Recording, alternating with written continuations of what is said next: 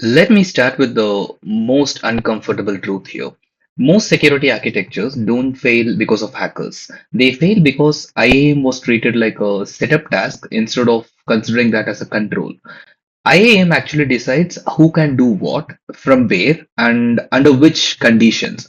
That's it, right? So every other security control quietly assumes this decision is correct. If IAM fails, the architecture fails completely. Everything else just becomes like a decoration for you.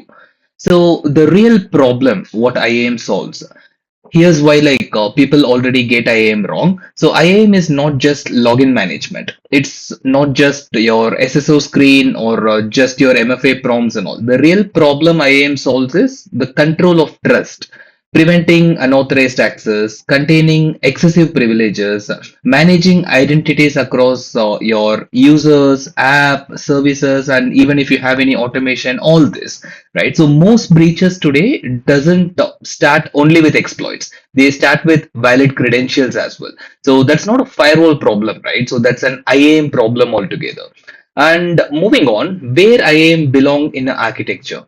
So architecturally, IAM belong at the foundation level itself, not inside the application, not per environment, not as something you integrate later in the point, right? So you have to start beginning itself. IAM is supposed to be there. So IAM must actually act as a centralized policy decision point that everything else relies on.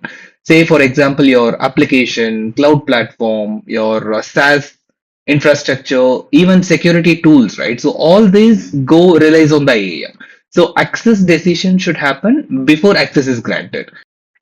Moving on, let's look into some common IAM misplacements within the architecture. So this is where most architectures quietly break. Common mistake what I see, first thing, IAM treated as an IT convenience tool, right? And then separate IAM system for cloud, your SaaS, your on-prem, that's not going to work, right? It should be uniform.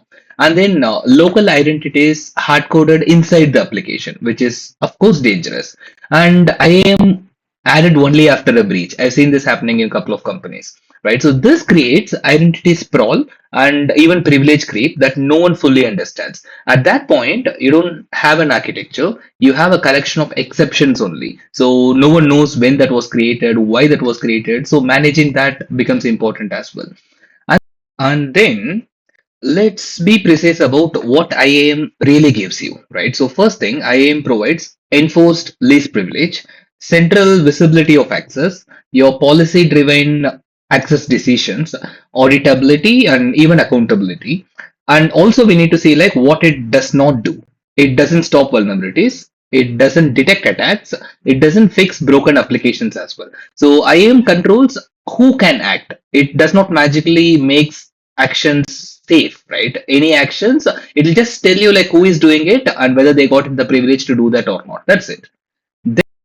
Then we'll see where IAM is overestimated, right? So this is where confidence turns into false security. So some of the common overestimations are we do have MFA, so we are secure.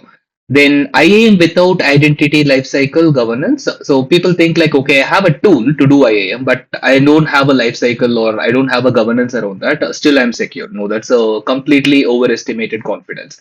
And IAM without privileged access controls, IAM without proper monitoring and detection. So means identity without control is just a paperwork, right? Even if you see that in the architecture, without a proper control around that, governance around that, it's not going to be useful for you. And if you can't confidently answer who has access, why, and for how long, your IAM exists only on slides and the diagram. So that's not going to be useful. Finally, I'll end with an architectural warning here. Every IAM workaround becomes permanent. Temporary access never stays temporary, right? So we need to understand this. If your IAM is weak, zero trust in your organization is just a lie. Every other control will becomes weak and incidents become inevitable, not surprising. So architecture rule to remember here, right? So that's the last line from me. Fix IAM first, everything else comes later. So that's one control explained properly. So this video is a part of security controls through an architect lens series. I'm Sabha and we break down real security architecture one control at a time. Thank you.